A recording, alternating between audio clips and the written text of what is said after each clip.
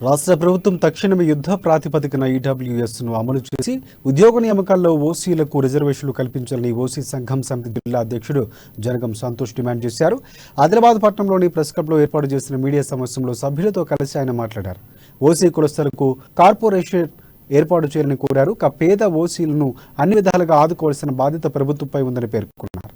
OC సంఘాల సమితిపై ఇటీవల కొందరు చేసిన విమర్శలు ఆయన తీవ్రంగా ఖండించారు.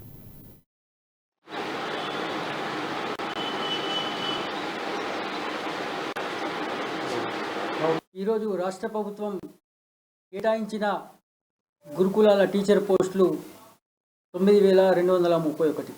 అందులో బీసీలకు 2,750, ఎస్సీలకు 1,671, మైనార్టీలకు 1,286, ఎస్టీలకు 1,031, జనరల్కు అందులో 87 పోస్ట్.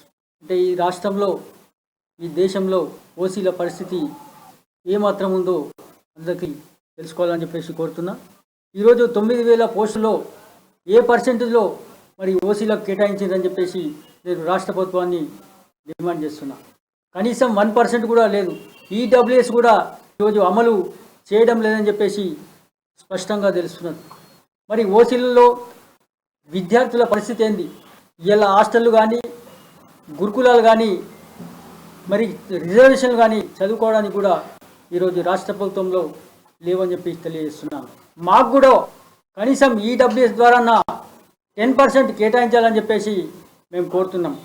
ఈరోజు ఎన్నికలు రాగానే కార్పొరేషన్లు అని చెప్పేసి మా ఓటు బ్యాంకుని యూజ్ చేసుకోవడం జరుగుతున్నది.